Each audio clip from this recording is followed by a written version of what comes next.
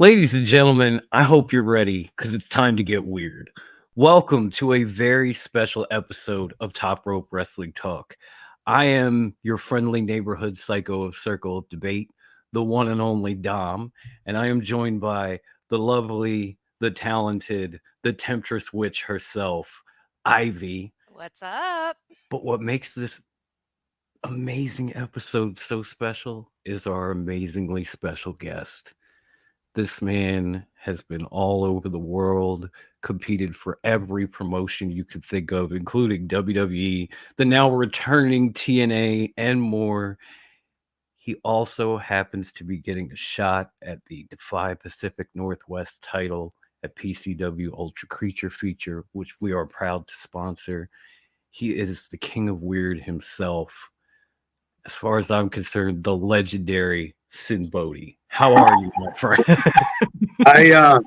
My dog's out perfect timing. They want to kill the mailman. So I was just petting him. I realized I'm looking at the screen and I'm realizing I'm shaking around like I'm doing my best Michael J. Fox impersonation or something. I was just petting my dog. I'm not.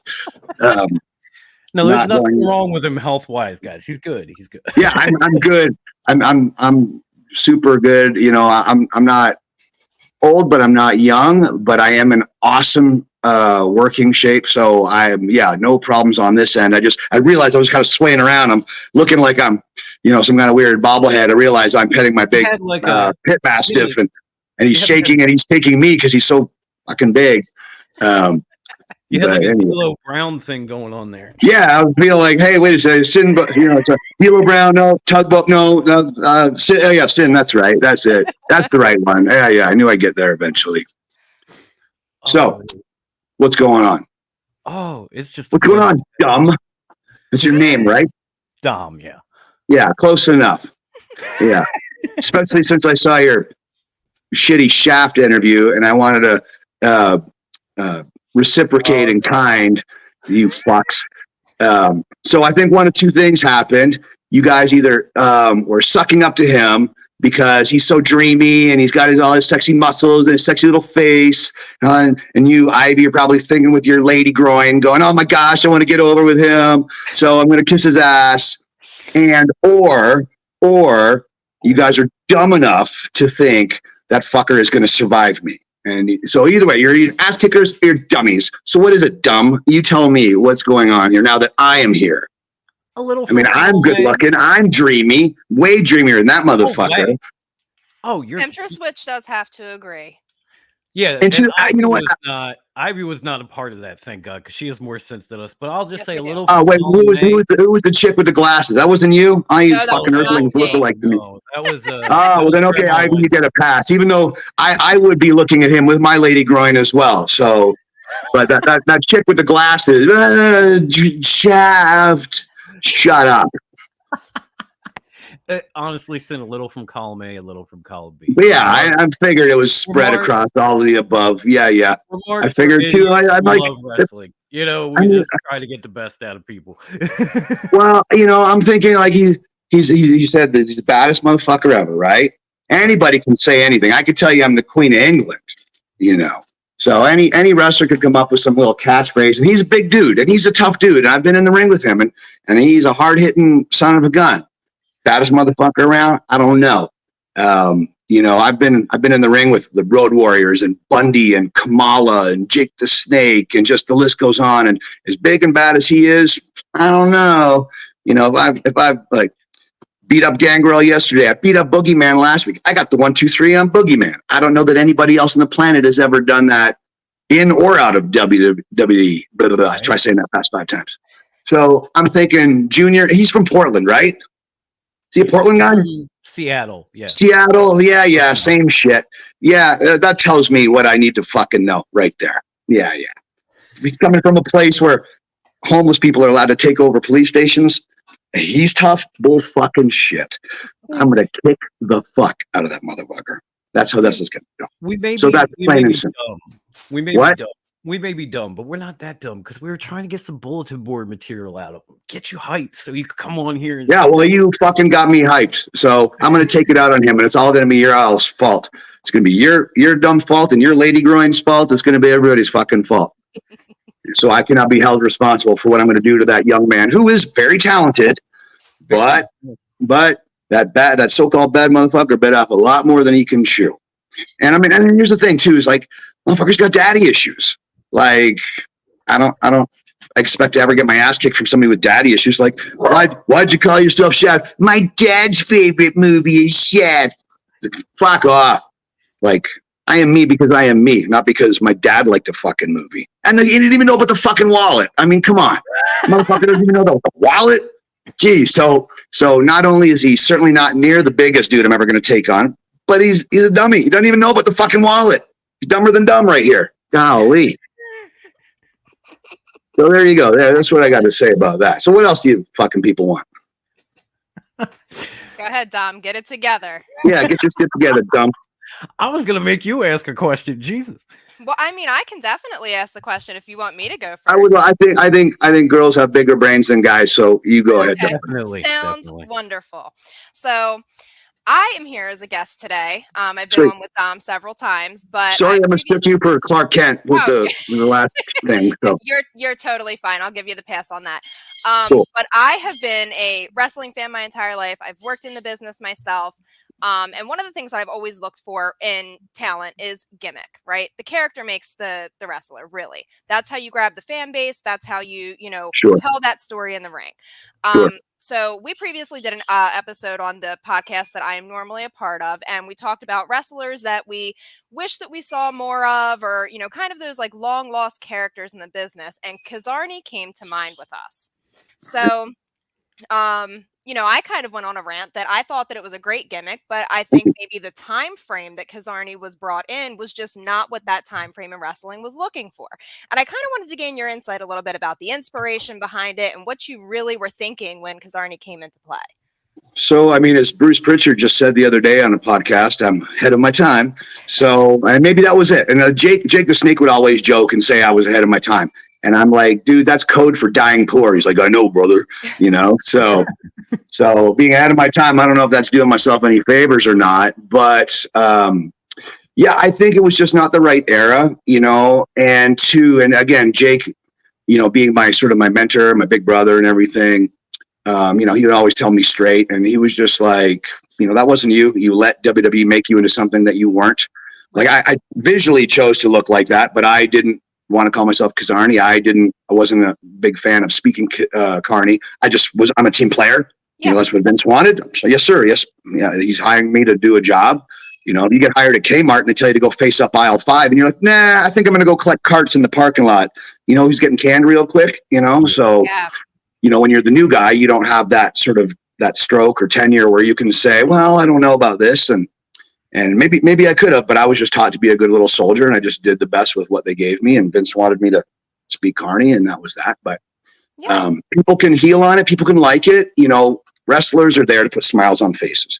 We're there to let people boo and cheer and let all their energy out. Just let it all out. Where else can you go? You can't yell at your boss or your wife or your husband or your kids or the neighbors or the whoever, without getting in trouble. But at wrestling, you can yell and scream, I love you, I hate you, you suck, you this, you that, blah, blah, blah. So it's kind of a giant couch session for people. So, if you like me, awesome. If you didn't like me, awesome. But if you were booing or cheering, as long as you're making noise, I'm cool with that, And I think there's been guys and girls that were at WWE for a long time and people are like, who? And I mean, you saw me there for a flash in the pan, and people still remember it, good, bad, or indifferent. So that's got to tell you something, you know? I agree. And it was definitely one of those things. It was that conversation of, I think that was something that was way ahead of the time. And that's not what was being looked at during that era of wrestling. I think it was a great concept overall. And I kind of wish that we would have been able to see it at a different point in, what the professional wrestling industry, was doing. So I do appreciate that, because I just want you to know, for what it's worth, I actually loved it. And I was totally ready to get behind the character. I appreciate that. Thank you. It was a very odd time, and it was, pardon the pun, and it was very super PG, uber PG. Yeah. I think maybe in a different time or whatever, or two, and I'll certainly, I'm a big boy, I'll make my bed and sleep in it. Like, woulda, shoulda, coulda. Maybe I should have just said, hey, Vince, thank you so much, but I've got this other idea. What do you think of this? And because I've been complimentary plagued with this. It's like, oh, if you were doing what you're doing now, then that would have been awesome. But didn't arrive at this until I did. So, it is what it is. So if I don't have access to a time machine, I don't have that technology at my ready. So what are you going to do? Right. But there you have it. So like, sometimes when the stars align, the right place, right time, all that kind of stuff or whatever, but it just wasn't the right time. And there you go. But I make a wonderful, happy existence and living and provide for my family by traveling around wrestling as me all over the place. It lets me see the planet, lets me see cool things, meet cool people, and entertain cool fans. So, I can live with that. Yeah, absolutely. And PCW, coming up real soon. I cannot wait to kick the shit out of Shaft for all of the Earthlings' viewing pleasure. And he's going to put up a hell of a fight. We're going to do some fun, crazy shit. But he will be under my fucking knife, and that's how that's going to go. Yeah, it's going to be a great match. That's why we jumped at the chance to sponsor it, my friend. Both you guys together. Forget it. That should be the main event. I'm sorry. It is to me. I mean, there's always amazing matches on PCW Ultra. Like, they put together the coolest shows. It was funny to see some of the potential opponents that were put in front of me before they signed Shaft to this episode, whatever you want to call it, this installment of PCW Ultra. But there was a couple of interesting people along the way. So, but we arrive at Shaft, and Shaft it shall be, and it will be awesome. And he is awesome. Like, don't get me wrong. Like, I don't ever make the mistake of downplaying who I'm going to wrestle, because win, lose, or draw. If I call him a bag of shit, I win. I beat a bag of shit. I drew to a bag of shit, which makes me equal to a bag of shit, or I lose to a bag of shit, which makes me less than a bag of shit. So I do think he's awesome. I just think he ran his yap and it pissed me off, and I'm going to take it out on that motherfucker in the ring. Like, I am nobody's sack boy. And for anybody, and for you clowns to say, oh yeah, Shaft is going to win. Well, I don't know that anybody wants to buy a ticket to a sure thing. You want to buy a ticket to see pick your pony and bet. So you clowns better get your act right, or you'll be my next opponent. Oh shit, I don't want that. You hearing me, dumb? Right. I hear you. I'm with. I don't want that. I donated half my body to science fiction. I don't need that. But going back 4 minutes and 37 seconds when Ivy was talking about the gimmick stuff, like, it is me. Who's the real gimmick? Bruce Wayne or Batman? Like, so it's me. Like, I am a legit circus strongman. I'm a legit sideshow freak, geek magician, whatever you want to call it. I was a tournament fighter. I was a bouncer. I did all sorts of crazy stuff. And pro wrestling is just one of the many mixes of my mixed martial arts. So, and as muscular and as hard hitting as Shaft is, he didn't even know where to buy a fucking wallet. So this is true. Well, we had to tell him. Y'all send him the link. I think Wendy did, to be honest. I think she did. Right. I think she did. I hope he gets it soon. I hope he enjoys that wallet for how many more days? 4 or 5? 6. Who's counting? Yeah. But I think it'll be a great show. There's always amazing performers on PCW Ultra. And always. I remember looking at Shaft's face when he was observing the Ultra Vault, looking at all the toys therein and looking at the 3 monsters that were surrounding him. And I saw a glimpse of curiosity. I saw a glimpse of fear, and I saw a glimpse of bravery. So we'll see what will prevail when as George Michaels likes to say, wrestling's best when it's one-on-one. So I can't wait to get down and intimate with that fool in the ring, and we'll just see what happens. Yeah, we'll see what pops out on Saturday, huh? Yeah. I don't need those fancy weapons to cut his skin, tear his tendons, break his bones. I can do that all within the guise of the rules, or whatever fun toys happen to be there. That will just be, extra cutlery at the dinner table for me. But I will eat my meal. You are the weapon. I am the weapon. I'm all of it, man. I'm the brain, I'm the impulse, I'm the hand, I'm the trigger, I'm the gun, I'm the bullet, I'm everything. And he's a guy that doesn't know where to buy a fucking wallet. I love it.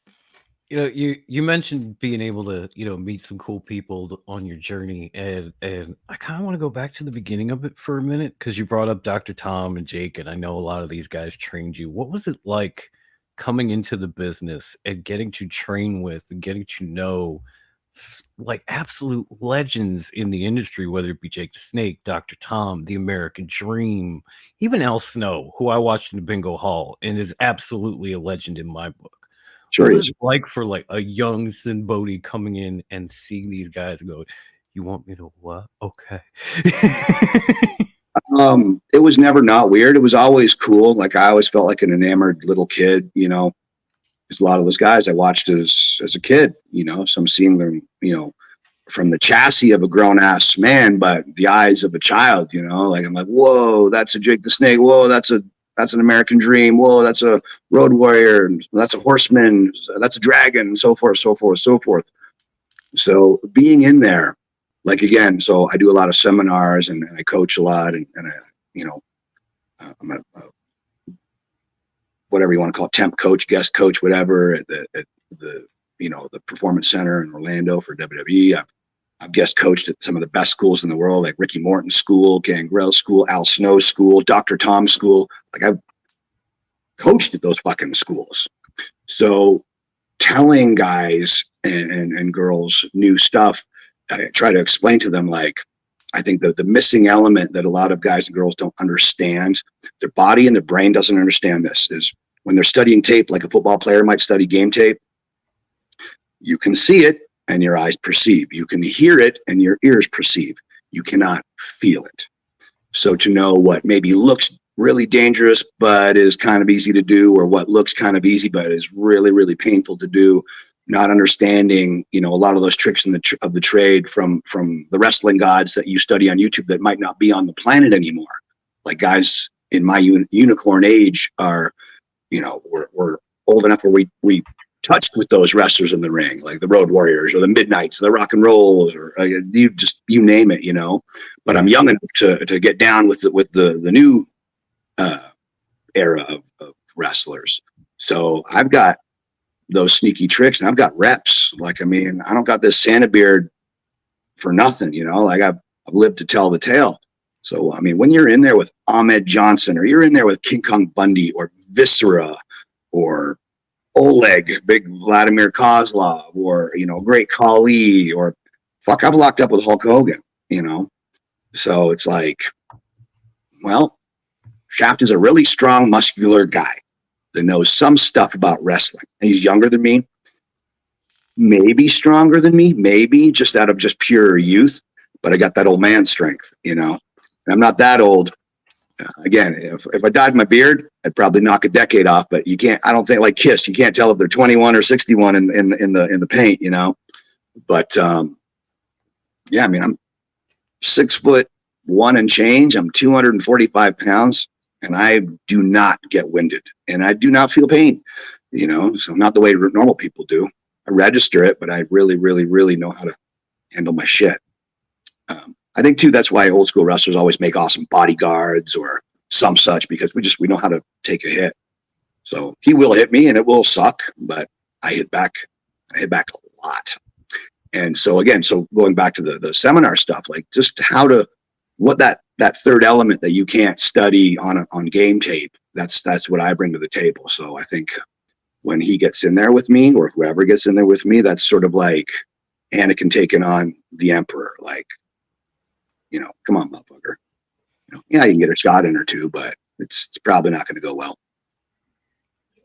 I love it. Either way, I can't wait. So you Go ahead, mentioned, you know, getting to work with Gangrel a bit. I actually was very, very lucky enough. I got to interact with Gangrel as well. In March of 2022, I did an event with Coastal Championship Wrestling in Florida. Cheap, shameless plug there. But one of the things that I really admired about Gangrel is just the locker room experience with him and how he was continuously talking with everybody and trying to give that advice. So now that you've had all this experience, you've literally wrestled all over the world. what advice would you give to any new wrestlers that are upcoming? And then, of course, what advice do you have for your opponent at your PCW Ultra event? So first off, Gangrel is one of my favorite humans, certainly one of my favorite opponents. And kind of like in those Tombstone movies or no, not the Tombstone. It was like the Billy the Kid. Hello, are you guys there? I just saw you. Yeah. Was a spinning camera. We're here. So I remember it's one of those Young Guns or Tombstone or one of those things where the one cowboy was just like, "Oh hell, you got credit for half the guys I killed, man." You know, so Gangrel, you know, has been responsible for me gaining half the tag titles I've ever got and losing half the singles titles I've ever got because I was either tagging with him or fighting with him, you know. So, you know, we're like brothers. And, you know, the thing about brothers is like, you know, you don't let anybody else pick on them, but you don't mind picking on each other. So he's just a hard hitting. I mean, he's a 280-pound human pit bull. I mean, those fangs. And he's one of those people, in or out of sports entertainment, he's one of those people that if you hit him, he wakes up. That's not a good human to hit. Like, just very few people are wired like that. And he is a sweet, kind teddy bear of a man when he's not surrounded by ropes and turnbuckles. Mm-hmm. But again, like just like a pit bull. Pit bulls are naturally happy, sweet creatures. It's men that make them mean. And so when a human comes along and pushes his buttons, those fangs come out, and that 280 pounds is relentless. So, you know, whoever you're in there with, and again, I've wrestled him countless amount of times. And again, I don't know that Shaft has that sort of experience on how to deal with such a mega opponent and how to deal with such a relentless opponent and how to deal with an opponent that can absorb the way Gangrel can absorb. I'm kind of cut that same way. I'm a little sillier, you know, on the microphone, but when it gets down to that, like, I mean, the more I get hit, the more I wake up, and it helps me out. So there's that, and that's wrestling or otherwise. That's whatever the hell. So next thing you asked me was, and like Gangrel, like I have my head through the curtain all the time. And if younger talent wants to ask me questions, I'm not going to peacock around the locker room going, "Hey, you know what you should do. Hey, you know what you should do." But if you want to come up to me, I'll be happy to go down any rabbit hole you want and you know, analyze whatever it is that you want to figure out. What was the next one? You asked advice for upcoming talent. Yeah. Which would be, do not be the 7,864st dude or girl or whatever with a pair of sparkly kick pads and undies and doing, you know, the super kicks, the dives, and the Canadian destroyers and the whatever, the triple Lindies and the triple sow cows and the blue Falcon arrow bombs and all that stuff. Be the first you. Like, don't worry about what everybody else is doing. Be the first you. You know, like the reason why you're Gorgeous Georges or your Sweet Daddy Seekies or just whoever, you're Black Sabbath, you know, they were the first, you know, like I'm sure there's a ton of wonderfully talented heavy metal bands that could maybe mechanically play circles around Black Sabbath, but they're all cluttering the roads, all wearing the same kick pads, you know, where Black Sabbath was the first to do that. So, you know, like before Hulk Hogan, there was, you know, there's Jesse the Body. Before that, there was Billy Graham. Before that, there was Gorgeous George and all that. And Buddy Rogers before Ric Flair and all these different things. So it's hard to just come up with an exact original idea, but, you know, take little bits of things. Don't be a bargain basement Big Papa Pump or a bargain basement HBK or so forth. Like, take little bits of other wrestlers, of movies, of comic books, of poetry, of music, and your own experiences and form your authentic self. Like, I remember what you said about, you know, like the gimmick and all that. Like, I remember the first time I met Brian Cage, who was a great guy, awesome wrestler. And he was half the size he was when I met him at FCW, Right. WWE development. He was in shape, he was great, but he was not anywhere near that big. And I had that Kazarny blonde hair and all the weird tiger stripe braided beard and all that weird stuff. And I remember, I don't know why, I can't remember what I ate for breakfast, but I remember this. I think I had neon orange toenails and neon green fingernails, and I was literally hanging upside down in a gym in Tampa doing crunches, like hanging up like a bat, you know, on a bar. And Cage walks over and he was just like, "Hey man, I really like your gimmick." And I remember just kind of doing the crunch, and I just looked at him like, what fucking gimmick? And I kept on doing the crunches. And then he just was like, whoa. And he just kind of walked away. And I flipped down to my feet. I'm just joking. I'm just fucking mad. And nice to meet you, brother. And all that stuff.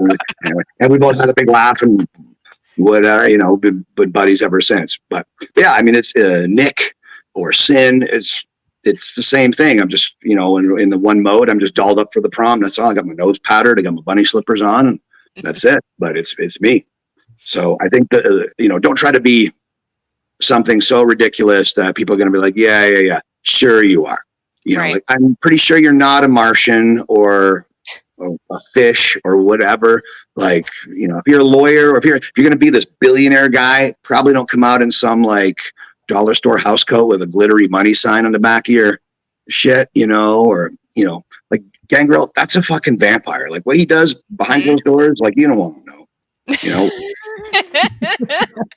You know, some of the stuff that dude does, you know, nowhere near a wrestling arena, you don't want to fucking know. You know, same thing with Boogeyman. I mean, like Boogie's a good buddy of mine. That's a hard hitting, monstrous earthling. You know, like you don't want to know what that motherfucker's doing behind closed doors either. You don't want to know what I'm doing behind closed doors. You know, and it, as I'm sure as heavy lifting and as awesomely athletic and as good looking and all that stuff as Shaft is, like, again, just doesn't even know where to find a fucking wallet. So, you know, he's big, but I mean, I bounced guys like that in my fucking sleep. So I'm begging for him to surprise me. Like, I want him to struggle. Like, I like it when they struggle. So there's that. And he's a big red-blooded dude. You know, he can't be he's not some little soy boy. Like, I wouldn't sign on to do that. You know, I'm not going to take that kind of charity to go beat up some. This will sound crotchety and old school, but I heard this and I walked into my wrestling school laughing. And I'd heard it before, but I just never put 2 cents of thought onto it. I heard the term beta male. And it fucking made me laugh. I was just like, I walked in and they're like, what are you laughing at? I'm like, beta male. That's the funniest thing I've ever heard. Like, what the fuck is a beta male? Who would ever identify as a fucking beta male? I just started laughing, and half the kids in the class cringed and half of them giggled. So that told me a lot. So I'm like, oh. Yeah. I was going to say, maybe I'm dumb. I don't even know what that means. Yeah, I think it's the subservient to, you know, the ones that, well, yes, sir, whatever you need, sir, to the alpha males. We call them yes men. Okay. You know, it just made me laugh. And I certainly, I think, and I hope, and in my short interaction with Shaft, I take him as an alpha. I wouldn't sign on to wrestle a beta, you know? So I hope he brings his A game, and I hope he takes it seriously, because if not, I am literally going to beat the shit out of him. He is going to make boom boom in his fancy hipster pants in front of all those lovely fans at PCW Ultra if he doesn't literally and figuratively hold his shit together. That's that. That's as simple as that. And that could sound mean, that could sound silly, that could sound whatever, but like, you know, just sounds like it is. Life is life. And yeah. So there you go. Oh, that's amazing. Now, on top of being a wrestler, you become pretty damn good promoter yourself too. Oh shucks. You got go on.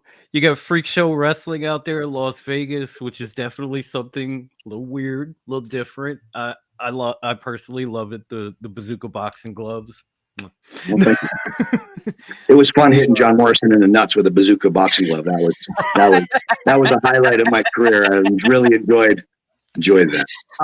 I'll be honest, I've never really liked that dude. So when I saw it, I just lost my damn mind. He's John is as talented as you could possibly get. He's a good dude. Yeah. Known him for such a long time. And it was funny, like when we were at WWE, I think we kind of like looked at each other from our periphery and like, I don't know what that guy. And he was probably like, I don't know what that guy. And then years later, we wrestled for Rikishi. And I think a lot of like the students were kind of like scared to work John because he was such a high caliber guy. Like, I mean, there's some awesome athletes. I just talking about the younger wrestlers that were there, the newer ones. And Rikishi asked me if I'd wrestle John. I said, yeah, of course I will. And we didn't know each other. And I think we were both kind of thinking we weren't going to like each other. And we tore it up and had a blast. And the fans really enjoyed it. And I think it was kind of like that. What's that silly like Brotherhood movie, you know, where they're putting each other's junk on their drum kits and all that stuff. We were like, did we just become best friends? Yeah, I think so. Yeah. Nope. You know, because we kicked the shit out of each other so enjoyably that we matched each other, you know, tit for tat. That it was just, we were night and day different, but you know, it was just such a fun juxtaposition and a fun dynamic. And we've wrestled a couple of times since.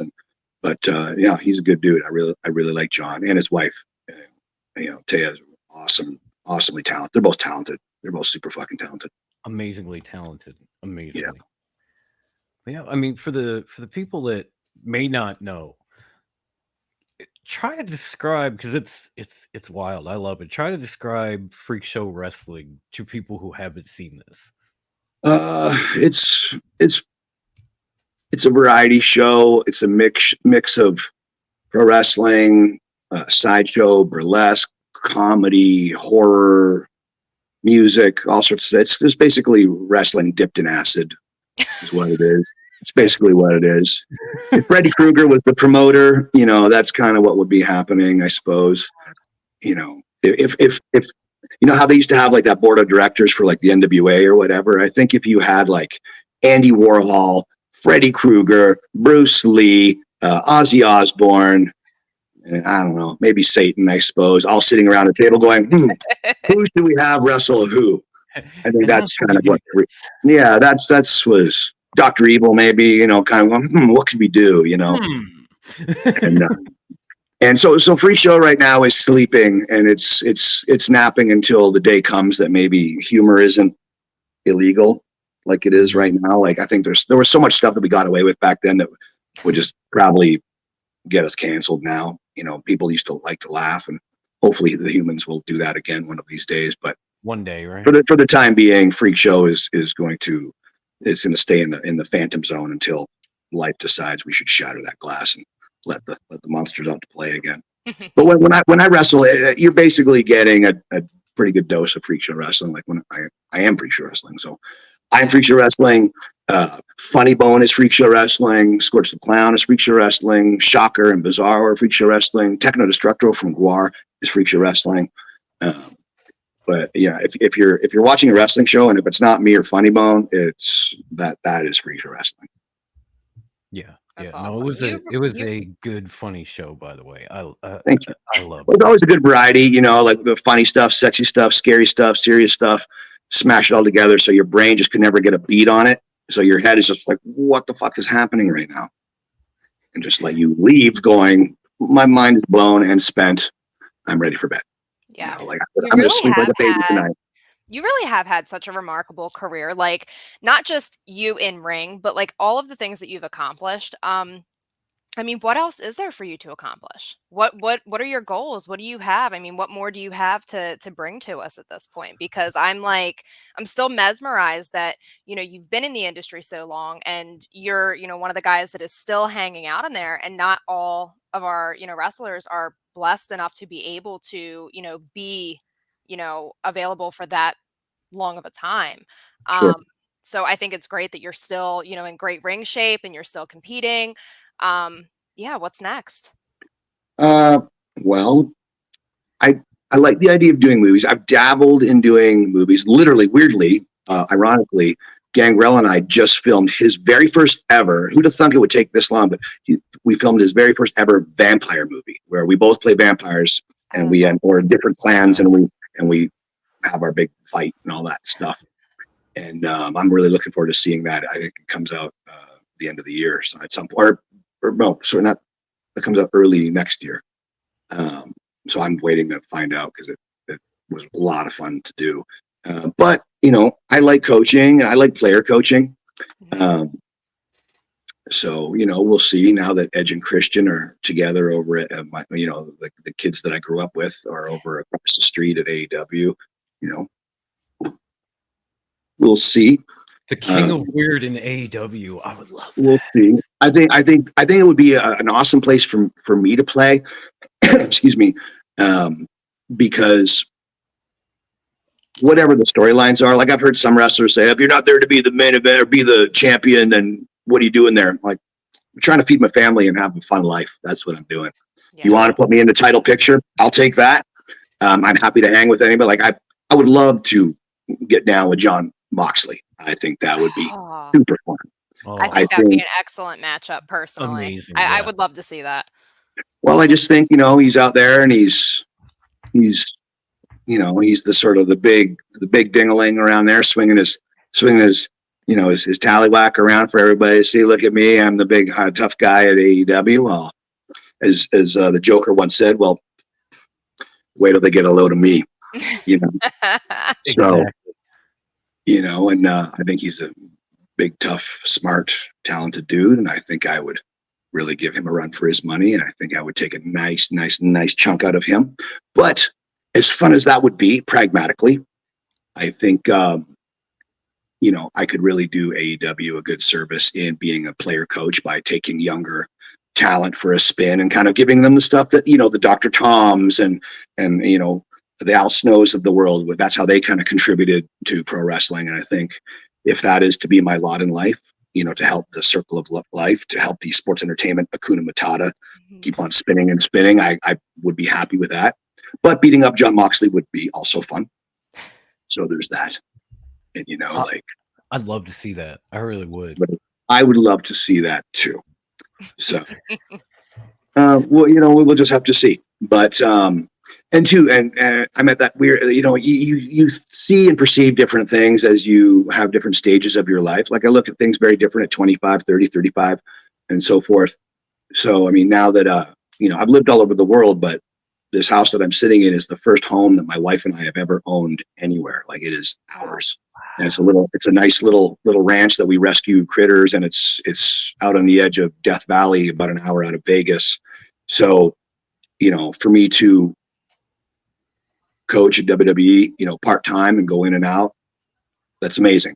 Yeah. But as far as spending, a length of time anywhere, whether it's in Orlando or wherever, that sounded super appealing back in the day. But, now they've got, my wife and my daughter and all these awesome critters, here in this sort of funny farm sanctuary, whatever you want to call it. I kind of am really, really digging the idea of just flying in and flying out and coming home every week, So I think that would be much more in the cards at AEW. But, as Edge said, like, I love it all. Like, I've got no problems with WWE. I've got no problems with AEW or Impact or NWA or wherever. I think it's all amazing. I'm a massive, massive mark, as every wrestler is, whether they admit it or not. I love this shit. You almost have to be. You have to be. If you're not a mark, you have no business being in the business. If you're not a 100%. Little bit of a mark. I cover wrestling and I'm a mark. How can you not? You can't do this to your body without love of the game, Right. Yep. But I think at this stage of the game, if WWE would fly me back and forth to coach or player coach or whatever, I think the WWE protocols are different than AEW, where they want young guys in the ring and they want older coaches to coach said younger guys and girls. But I think there's something to be said for, again, that third element. Like, coaches can tell, coaches can show, you got to feel it. So to be in there with somebody that can lead you, that's a lost art. And I think just in the different structure of AEW, I think there's more room. Again, there's wrestlers there that are 21 and 61 and everything in between, where that's not the case in WWE. Why can't I say WWE today for some reason?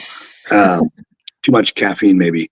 But so, I mean, I would certainly do it. Like, I'd step in there tomorrow with Seth Rollins. I would love it, And I've been in there with half of those dudes. Like, I've been in there with the Zigglers and the Drew McIntyres and so forth. But I just think to coach the most effectively is to do it how you feel. Like, Finley's going to do it differently than Jerry Lynn's going to do it. Jerry Lynn's going to do it, then Ace Steele's going to do it. Ace Steele's going to do it differently than Norman Smiley, than Scotty Too Hottie, than Matt Bloom, than Pat Buck, et cetera, et cetera. So that's the same. So I feel very hands-on. Like, I like to talk about it with students, kind of take them down that cerebral rabbit hole, but I like to touch. I like to be hands-on, and so they can go, oh, that's what that's like. And I think I could get away with more of that at AEW. Yeah, definitely. But hey, Trips, trips, Mr. H, if you're listening, if that's what you want, I'd be happy to do it, but, You got my I'm, number. I'm really at this stage of the game, just like every coach. And I talk to coaches from every company on the regular, but we're hired guns. We want to feed our family. We want to do right by our industry. So as long as we're contributing and leaving our industry better for having dipped our toes in that water, then I think that's what we need to do. So, whether it's at AEW or WWE or You mentioned your wherever. little ranch. Could you just tell the quick snippet about your pet goat to our viewers that you were telling Dom and I prior to the Sure. recording starting? Yeah. Oh, no, So that I might be was too heartwarming for the interview. No, you know what? I was doing a podcast with Vince Russo, and I was talking about it. He's like, "Oh, bro, you're gonna kill your gimmick being a softie with the animals," and I'm like, "Fuck no," because I would never hit an animal. Yeah. But people, well, that's another story. Different. So I'm certainly a softie for the critters, but like I'll tell you, I was on the airplane home from Canada this past weekend. I was watching Guardians of the Galaxy 3. Mm-hmm. Yeah, I'm a softie, and I won't lie. I'm secure enough in my skin to say it. I damn near teared up watching Rocket putting over those little baby raccoons, and when all of his little mechanical buddies did the job, I was like, like, you motherfucker! I hope they fucking get that guy and all this shit.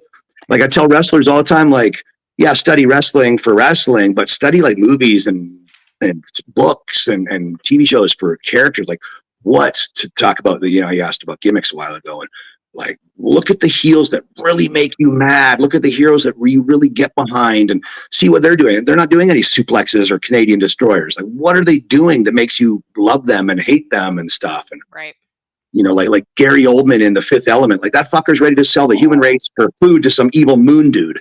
And you're like, this fucking piece of shit weasel motherfucker. Whereas Michael Myers or a Freddy or whatever, they're more monstrous. They're not slimy heels, they're monster heels. So you're like, whoa. Or Darth Vader, you're like, whoa, fuck, I don't want to fight that guy.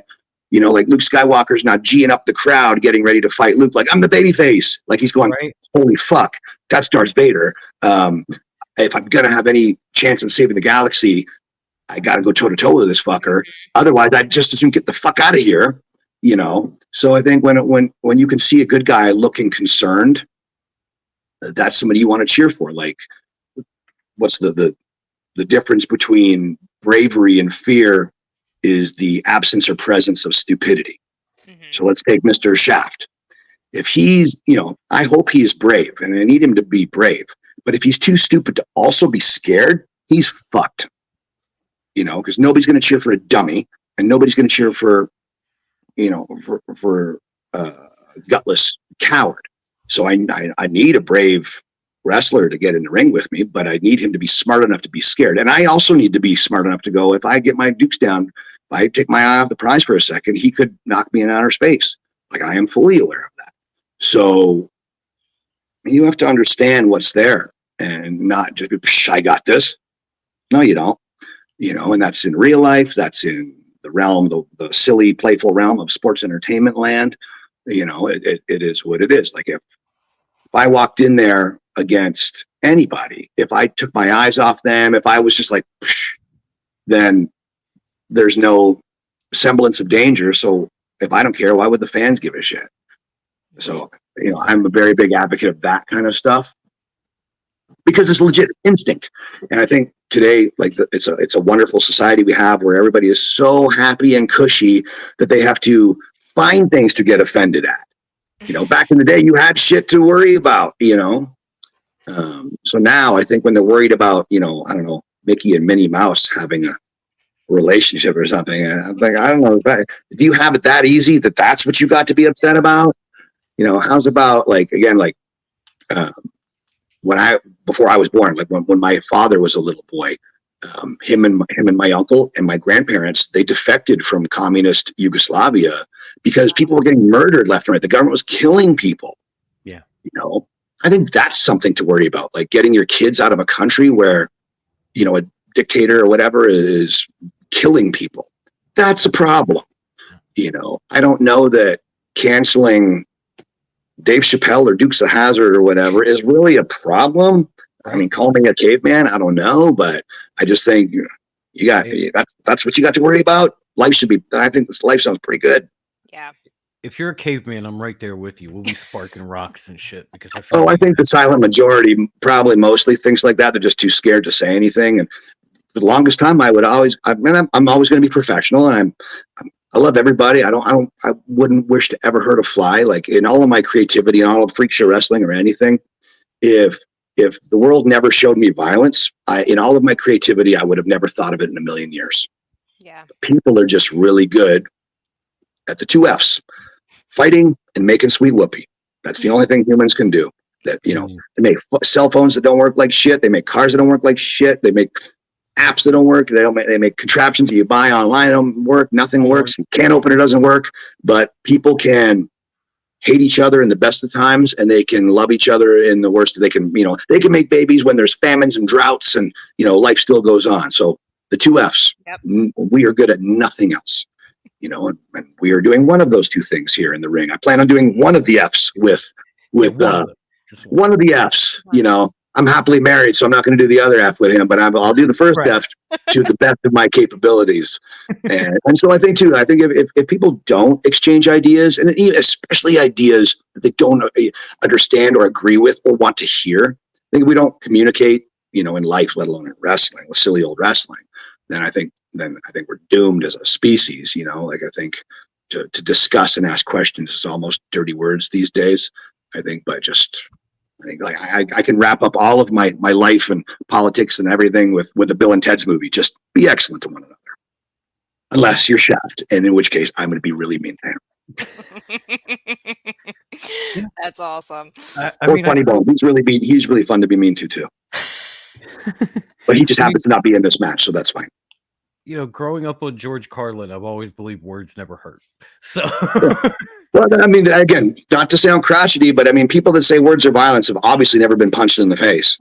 Absolutely, that's a fact. Absolutely. I love that Mike Tyson thing. Everybody's got a plan until they get punched in the face. Yep. And again, to say about, like, I've got awesome friends in all shapes and sizes, all different flavors of humanity. And I've met in all different shapes and flavors. I've met nice people and I met dickheads. Like, they come in, in all shapes and sizes, nice or not nice, heel or babyface. So I think if you can talk to people, debate with people, even argue friendly arguments with people, great. But I think nobody needs to hear an ultimatum. I'm not going to tell you this is what it is and this is how you have to do it. Like, This is what I think. Tell me what you think, and let's take your peanut butter and my jelly and let's make a sandwich. Whether that's in the ring, whether that's in life. I'll teach wrestling students, and me and Jake or whatever, me and D'Lo, we teach guys sometimes in tandem, and the students would go out and they would come back and they'd be like, "Whoa!" I'm like, on their first road trips, and how'd you have fun? Did you like it? What'd you do? We're like, well, a lot of other wrestlers don't see it the way like you or Dr. Tom or Al Snow or whatever, or Jake the Snake sees it. And I'm like, well, that's the magic. You got to sort of blend with them. You got to take your peanut butter and take their jelly and make a fucking good sandwich. That's the magic of blending two different things, and sometimes you're very similar in your opponent. Sometimes you are very different, but it's all good storylines. Like I liked Arrow until I was just like, okay, I'm tired of him taking on other archers, or Flash seeing him take on other fast guys. Like, I want to see the Flash could take on a fast guy one episode or a couple of episodes or for a storyline, but then I want to see him take on the big gorilla dude or the lightning guy or the outer space guy or the mirror guy or the whatever. I don't want to just see the same thing. I don't want to see two guys in kick pads super kicking the tits off of each other or pile driving each other or diving on each other. I don't want to see Ricochet against Ricochet Dose. I want to see Ricochet against Ricochet Dose once, and then maybe Ricochet against Kurt Angle or Kane or the Road Warriors or Shinsuke, Shinsuke. I'd rather see him against Hornswoggle than see him against too many other Ricochets. Yeah. Right. And Hornswoggle is awesome, by the way. But I'm just saying, like, I want to see different. Like, I don't want to see Macho Man versus Macho Man. I like Macho Man versus George Steele, Macho Man versus Ricky Steamboat, Macho Man versus Jake the Snake. All this. I want to see different characters, and I don't want to see the same spots. Like, I giggle sometimes. I probably come off like a dickhead where some young guy would be like, "What's your comeback?" I'm like, I don't know. Like, You know, ask me that in a bar fight. Like, if there's a beer bottle there, then that's my comeback. If there's a pool stick there, or if it's just knuckle sandwich, that's my fucking comeback. You know, like you slipped on the beer, and now that table is right underneath. That's the fun comeback. You know, like it's situational. Mhm. So, like for me, just to hit my greatest hits, like, you know, I'm not on TV every week. I'm a hired gun, and I travel the world, small shows, big shows. So I'm not relying on a weekly storyline to get over this certain finisher, you know. So I'll do what I need to do, and I'll wrestle the way I need to wrestle. Like, do we have a 6-month blood feud? This is the first time we're meeting. Are you 8 feet tall? Are you 4 feet tall? Are you funny? Are you sexy? Are you scary? Are you serious? Are you a good guy? Are you a bad guy? What are you? And what am I? And let's go from there. You know, I think a lot of that lost art is just seeing the forest of the trees and going, what do we got in front of us? You know, like I'm pretty sure Macho Man and George Steele didn't sit around a lot, you know, going over all these spots. It was just glitzy asshole against feral babyface. Right. Let's go. That's all you need sometimes. That's all you need. That's all you need. Well, you know what, Sinn? I appreciate you taking the time to do this, man. I can't thank you enough, especially even if you want to call me a dummy. You're not the first. So. Thank you so much. I call him a dummy pretty regularly. Don't worry about it, dumb. You're fine. You're an earthling.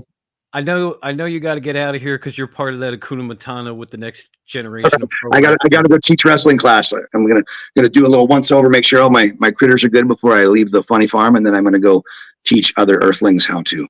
But thank you again for doing this. I can't tell you how much of an honor it is to be able to sponsor this match. The first time we've ever done it, to have you and Chef and a title involved. This is the match that, in my opinion, on a great card, will steal the show. So, ladies and gentlemen, if you don't know, you will see the link in the description. I can't wait to disappoint you. I'm sure you won't. They actually, PCW Ultra is having a sale this week, 40% off tickets. We've already given away 2 tickets to this event, to Creature Feature on this network. And Friday, live on Top Rope Wrestling Talk, PCW has given us 2 more tickets, and we will be giving those away. So we have some people that are still involved. If you want to get in on this by Friday, just comment hashtag PCW Ultra in the comments below. Follow PCW Ultra on Instagram. We will put you in the running, stick you on the wheel, spin it, and make the deal. And another lucky fan will get to meet up with Ivan and get 2 free tickets to this amazing show. So just like that one match in ECW where Terry Funk is in there and they're throwing all the fans, throw all those chairs into the ring. Could you, all you lovely fans of PCW Ultra, could you all please bring bad motherfucker wallets and throw them into the ring at Shaft so he can see what that is before he meets his maker? That would be amazing. Ironically, Sinn, I was one of those fans throwing the chairs. Were you really? Were you really? Yeah. That's cool. That's cool, man. I love it. But thank you so much for this. Everybody, we hope you enjoy this episode. We hope you enjoy Creature Feature. And God damn it, just enjoy wrestling. If it's not your cup of tea, let somebody else.